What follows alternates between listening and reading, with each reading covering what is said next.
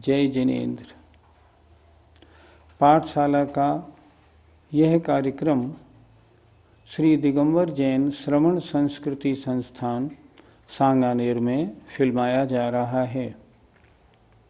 हिंदुस्तान में एकमात्र यह संस्थान ऐसा है जहां बच्चों को धार्मिक शिक्षण दिया जाता है, बच्चों को शास्त्रों का स्वाध्याय कराया जाता है।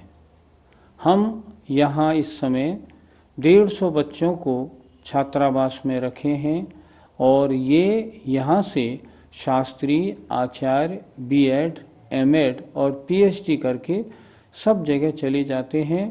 पूरे भारत में जहाँ जहाँ विद्वानों की आवश्यकता होती है वहाँ ये जाते हैं। अब ये जो काव्य उच्चारण होगा और प्रश्नोत्तर होगा, ये सब छात्र इस संस्थान के छात्र हैं। हमें उम्मीद है आपको इनका उच्चारण, इनके प्रश्न करने का ढंग अच्छा लगेगा। आप भी अगर चाहते हो कि आपका बच्चा विद्वान बने तो हिंदुस्तान के एकमात्र इस संस्थान में आप अपने बच्चे को भेज सकते हैं। हमारे यहाँ खाना पीना, रहना, पढ़ना सब बिल्कुल फ्री है। बस सारी व्यवस्था हमारी, विद्वान बनने का काम आपके बच्चे का, भिजवाइएगा। तो आइए अब अगला काव्य प्रारंभ करते हैं। आस्तां तव स्तवनमस्त समस्त दोषम्, आस्तां तव स्तवनमस्त समस्त दोषम्, त्वत्सङ्कथापि जगतां दुरितानि हन्ति, त्वत्सङ्कथापि जगतां दुरितानि हन्ति, दूरे सहस्रकिरणः कुरुते प्रभैव, दूरे सहस्रकिरणः कुरुते प्रभैव, पद्माकरेषु जलजानि विकासभाञ्जी, पद्माकरेषु जलजानि विकासभाञ्जी, आस्तां तव स्तवनमस्त समस्त दोषम्, त्वत्सङ्कथापि जगतां दुरितानि हन्ति, दूरे सहस्रकिरणः कुरुते प्रभैव, पद्माकरेषु जलजानि विकासभाञ्जी। काव्य नंबर 9 भक्तामर स्तोत्र के अर्थ पर अब विचार करते हैं। लेकिन एक बात आपसे पूछना चाहूँगा, अभी तक 8 काव्य हुए, आपने उनके अर्थों को अच्छे ध्यान से समझा और रिवाइज किया या नहीं? अगर रिवाइज नहीं करेंगे देखिए आप भूल जाएंगे। उनको अच्छी तरह रिवीजन करें और अब जब भी भक्तामर स्तोत्र का पाठ करें ना, तो जो जो काव्य जिनका अर्थ आपने सीख लिया है ना, उसके अर्थ का चिंतन भी करते चलें। आइए देखते हैं। आस्ताम दूर रहे, तब माने आपका, स्तवनम स्तवन, आपका स्तवन तो, तब माने आपका स्तवन तो दूर रहे। उसकी तो बात ही क्या है। कैसा स्तवन? अस्त माने रहित, समस्त दोषों से। क्या कहा? आपका समस्त दोषों से अस्त माने रहित स्तवन तो दूर रहे। भगवान, उसकी तो बात ही क्या है। त्वत् माने आपकी, संकथापि पवित्र कथा भी, संकथापि पवित्र कथा भी, जगताम प्राणियों के, देखिए जगत के जीवों के, दुरितानि पापों को, हंती नष्ट कर देती है।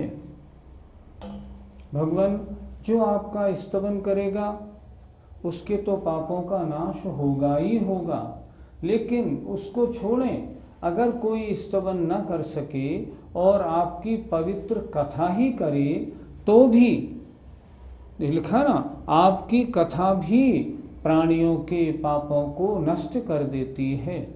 फिर एक बार जरा देखें, अस्त माने रहित, समस्त दोषम, समस्त दोषों से रहित, आपका स्तवन तो दूर रहे। स्तवन करने से तो पापों का नाश भगवान होगा ही होगा, उसकी तो बात बहुत बड़ी है, उसको तो दूर करें, लेकिन आपकी पवित्र कथा भी प्राणियों के, संसारी जीवों के पापों को नष्ट कर देती है। उदाहरण आचार्य मानतुंग महाराज, सहस्र किरणः दूरे, सहस्र किरण माने सूर्य, देखिए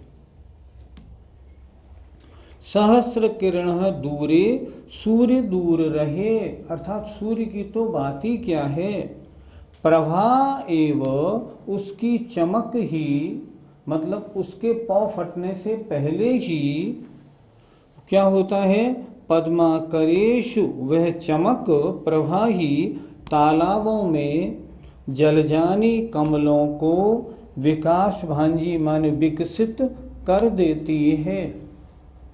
कमल तालाब में ऐसे बंद रहते हैं, सूर्य नहीं, मात्र सूर्य की प्रभा, सूर्य उदय होने से 5-10 मिनट पहले ही जैसे ही पौ फटती है, जैसे ही लाली आती है, कमल खिलने लग जाते हैं। तो आचार्य ने कितना सुंदर उदाहरण दिया है। भगवान सूर्य की तो बात ही क्या है, सूर्य की प्रभा ही तालाबों में कमलों को विकसित कर देती है, सूर्य का तो नंबर आ ही नहीं पाता। उसी तरह भगवान आपका स्तवन कोई करे, उसकी तो महिमा ही अलग है। अगर स्तवन नहीं कर पाए, मान लो उतनी समझ ना हो, अगर आपकी पवित्र कथा भी कोई करता है तो भी उससे पापों का नाश होता है। स्तवन भगवान का वास्तव में अब नवे काव्य से प्रारंभ हुआ, इससे पहले तो प्रस्तावना थी। आइए अर्थ फिर देखें एक बार। आपका अस्त समस्त दोषम, समस्त दोषों से अस्त माने रहित, स्तवन तो आस्ताम दूर रहे। उसकी चर्चा तो बहुत बड़ी है भगवान, लेकिन तत् माने आपकी पवित्र कथा भी जगताम माने संसारी जीवों के, दुरितान माने पापों को हंती नष्ट कर देती है। जो आपकी पवित्र कथा भी करते हैं उनके भी पापों का नाश होता है। क्या कह रहे हैं, सहस्त्र किरणः दूरे, सूर्य तो दूर रहे, प्रभा एव, उस सूर्य की प्रभा ही पद्माकरेषु तालाबों में जलजानी कमलों को विकास भांजी माने विकसित कर देती है। सूर्य के निकलने से पूर्व ही उसकी जो चमक आकाश में आती है, उस चमक से ही बंद जो कमल है वो खिल जाते हैं। सूर्य की तो बात ही क्या है। इस तरह इसमें अस्त समस्त दोषम, समस्त दोषों से रहित भगवान के स्तवन की महिमा बताई गई है। पंडित जी, इस श्लोक में 2 शब्द है, एक है स्तवन और एक है कथा, तो इन दोनों में क्या अंतर है? हमारे ये छात्र महाराष्ट्र से हैं, इसलिए इनकी हिंदी थोड़ी ऐसी ही रहती है। आपका प्रश्न बहुत अच्छा है। स्तवन जिसमें भगवान का स्तवन किया जाए, जिसमें भगवान का गुणानुवाद हो, और कथा जिसमें भगवान के प्रसंग बताए जाएं। जैसे उदाहरण ले लें अपन, जैसे अगर हम सकल गे ज्ञायक स्तुति में ये बोलेंगे, शुभ अशुभ विभाव अभाव कीन, स्वाभाविक परिणतमय अछीन, अष्टादश दोष विमुक्त धीर, ये भगवान का स्तवन है। और अगर हम बोलेंगे अश्वसेन के राज दुलारे, बामा देवी के सुत प्राण प्यारे, ये भगवान की कथा है। कथा में उनके जीवन के प्रसंग, उनके माता पिता आदि, उनके शरीर आदि, उनके उपसर्ग आदि का वर्णन होता है। और स्तवन में उनके गुणों का वर्णन होता है। भगवान आपने इन कर्मों का नाश किया और इन गुणों को आप प्राप्त हुए। इस तरह इन दोनों में अंतर होता है। अब कोई जीव अगर भगवान का स्तवन न कर सके, मात्र कथा ही कथा करे, तो भी उसके पापों का महान नाश होता है। ये इस श्लोक में बताया है। ऐसा नहीं कि जिनकी समझ कम है और स्तवन करें तो पापों का नाश नहीं होगा। विद्वान अपनी जगह है, और जो कम बुद्धि वाले हैं, जो चालीसा आदि पढ़ते हैं मान लो, तो भी उनके भी पापों का नाश तो होता ही होता है। पंडित जी, अगर हम भगवान का जीवन चरित्र पढ़ें तो उससे हमें क्या फल मिलेगा? जीवन चरित्र माने भगवान की पवित्र कथा।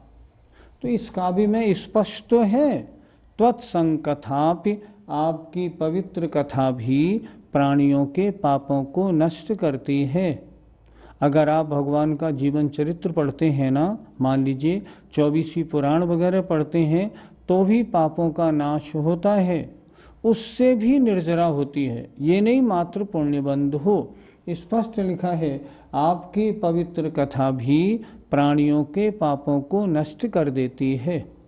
इसलिए कथा पढ़ेंगे तो भी पापों का नाश होगा। पंडित जी, इस स्तोत्र को समस्त दोषों से रहित क्यों कहा गया है? इसके दो कारण हैं। पहला कारण है, ये पूरा जो स्तोत्र बनाया गया है इसमें कोई दोष नहीं है, इसलिए अस्त समस्त दोषम यह स्तोत्र।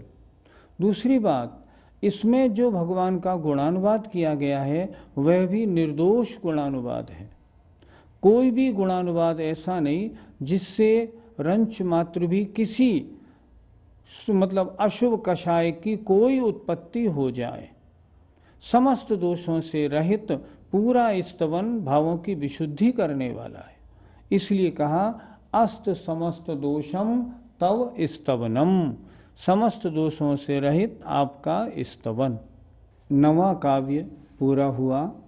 आइए अब 10वां काव्य शुरू करते हैं। नात्यद्भुतं भुवन भूषण भूतनाथ, नात्यद्भुतं भुवन भूषण भूतनाथ, भूतैर्गुणैर्भुवि भवन्तमभीष्टवन्तः, भूतैर्गुणैर्भुवि भवन्तमभीष्टवन्तः, तुल्या भवन्ति भवतो ननु तेन किं वा, तुल्या भवन्ति भवतो ननु तेन किं वा, भूत्याश्रितं य इह नात्मसमं करोति,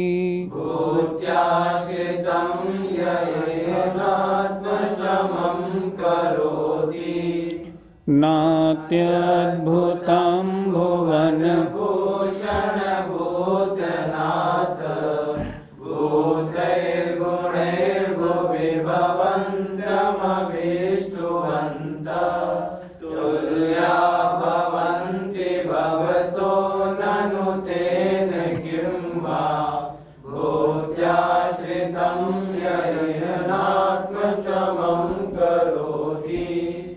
अब इस काव्य के एक एक शब्द का अर्थ देखते हैं। नात्यद्भुतम, इसका अगर हम संधि विच्छेद करेंगे तो क्या होगा? न अति अद्भुतम, इसमें अत्यंत आश्चर्य नहीं है। न अति अद्भुतम, जब तक संधि विच्छेद नहीं करेंगे, शब्द का अर्थ नहीं समझेंगे ना, तो स्तोत्र पाठ में आनंद ही नहीं आएगा। न अति अद्भुतम, इसमें अत्यंत आश्चर्य नहीं है। भुवन भूषण, भुवन माने तीनों लोकों के आभूषण स्वरूप। भूतनाथ, भूत माने समस्त जीवों के स्वामी। हे प्राणियों के स्वामी भूतनाथ, भूतैर गुणै अर्थात आपके पवित्र गुणों का, भुवि माने इस पृथ्वी पर, भवंतम माने आपके, अभिष्टुवंतः माने स्तवन करने वाले। क्या अर्थ हुआ? भुवि माने इस पृथ्वी पर, भवंतम माने आपके, अभिष्टुवंतः माने स्तवन करने वाले। किनका? आपके पवित्र गुणों का। क्या होता है स्तवन करने वालों का? भवतो, भवतो माने आपके, तुल्या माने समान हो जाते हैं। क्या करें भगवान? आपका स्तवन करने वाले अगर आप जैसे बन जाएं तो इसमें कोई आश्चर्य की बात नहीं। एक बार फिर देखें। संबोधन। हे तीनों लोकों के आभूषण स्वरूप, हे समस्त जीवों के नाथ, हे भगवान। यदि भुवि माने इस पृथ्वी पर, भवंतम माने आपके, भूतैर गुणैहि अर्थात पवित्र गुणों का, अभिष्टुवंतः स्तवन करने वाले, यदि आपके, भवतो माने आपके, तुल्य माने समान हो जाते हैं तो इसमें अत्यंत आश्चर्य नहीं है। कोई आश्चर्य की बात नहीं। आपका स्तवन करने वाले आपके समान हो गए तो आश्चर्य नहीं? नहीं भगवान, ऐसा आश्चर्य नहीं। क्यों? ननु माने निश्चय से, तेन किम वा, तेन माने उस मालिक से क्या प्रयोजन? वह मालिक अच्छा मालिक नहीं। कौन सा मालिक? जो, या माने जो, इह माने इस लोक में, आश्रितम अपने आश्रितों को, भूत्या माने विभूति से, आत्म समम न अलग हटा दो, अपने समान नहीं कर लेता। संसार में मालिक अच्छा कौन सा माना जाता है? जो सेवा करने वालों को भी मालिक बना दे। अगर मालिक ने सेवा करने वालों को जीवन भर सेवक ही बना हुआ रखा, वो मालिक अच्छा नहीं। उसी तरह भगवान, अगर आपका स्तवन करने वाले अगर भगवान बन जाते हैं तो इसमें कोई आश्चर्य नहीं, क्योंकि ऐसा तो हम संसार में भी देखते हैं। क्या उन्होंने शब्द इस्तेमाल किया है? निश्चय से, तेन किम, उस मालिक से क्या, यह माने जो, इह माने इस लोक में, आश्रितम अपने आश्रितों को, भूत्या विभूति से, आत्म समम अपने समान नहीं करता है। वो मालिक अच्छा मालिक नहीं हो सकता। इसी तरह भगवान, यदि आपका स्तवन करने वाला आप जैसा न बना तो फिर आपकी महिमा हुई क्या? आइए फिर एक बार देखते हैं। तीनों लोकों के आभूषण स्वरूप। संबोधन। हे समस्त प्राणियों के स्वामी भगवन, भुवि माने इस पृथ्वी पर, भवंतम माने आपके, भूतैर माने पवित्र गुणों का, अभिष्टुवंतः माने स्तवन करने वाले, भवतो माने आपके, तुल्य माने समान हो जाते हैं तो इसमें अति अद्भुतम न, अत्यंत आश्चर्य नहीं है। कोई बड़ी बात नहीं, इसमें आश्चर्य करने की कोई बात नहीं है। क्योंकि हम लोक में भी क्या देखते हैं? ननु निश्चय से, तेन किम उस मालिक से क्या, यह माने जो, इह माने इस लोक में, आश्रितम अपने आश्रितों को, अपनी सेवा करने वालों को, भूत्या माने विभूति से, आत्म समम अपने समान नहीं कर लेता। जैसे जितने अच्छे मालिक होते हैं वो अपने आश्रितों को अपना जैसा बना लेते हैं, उसी तरह भगवान आपके स्तवन करने वाले जो भक्त हैं वे भी आपके समान हो जाते हैं, तो इसमें कोई आश्चर्य की बात नहीं है। कितना सुंदर काव्य लिखा है। पंडित जी, भुवन भूषण इस शब्द से क्या अर्थ बनता है? भुवन माने लोक के, भूषण माने आभूषण स्वरूप। सोचो, इस लोक की शोभा किनसे है? भगवान से शोभा है। लोक में सर्वश्रेष्ठ कौन है? भगवान सर्वश्रेष्ठ हैं। आभूषण किसे कहते हैं? जिससे शोभा हो। महिला अगर आभूषण पहनती है तो उससे महिला की शोभा होती है। तो भगवान आप कैसे हैं? इस संसार में अगर कोई शोभा को प्राप्त है तो आप हैं, इसलिए भुवन भूषण ये शब्द प्रयोग किया। पंडित जी, भूतनाथ इस शब्द से हमें क्या लेना चाहिए? भूत माने समस्त जीव, अर्थात चारों गतियों के जीव कहलाते हैं भूत। और नाथ माने उनके स्वामी। जीवों का स्वामी कौन होता है? जो उनके संकटों को, दुखों को दूर करता है। क्या जिनेंद्र भगवान के अलावा कोई अन्य ऐसा है जो स्वयं या जिसका उपदेश जीवों के दुखों को दूर कर सके? कोई नहीं। इसलिए भूतनाथ हो, समस्त जीवों के भगवान आप ही नाथ हो। उनको दुखों से उबारने वाला आपके अलावा और कोई है ही नहीं, इसलिए भूतनाथ विशेषण बिल्कुल ठीक है। पंडित जी, क्या स्तवन करने से भी भक्त भगवान बन सकता है क्या? हमारे महान पुण्य का उदय है जो हमें जन्म से ऐसा धर्म मिला है जिस धर्म में भक्त भगवान बन सकता है। जैन धर्म के अलावा अन्य किसी भी धर्म में भगवान बनने की विधि बताई ही नहीं। अन्य सब तो ये कहते हैं तुम भक्त बनो, भगवान का मामला छोड़ दो। लेकिन जैन धर्म क्या कहता है?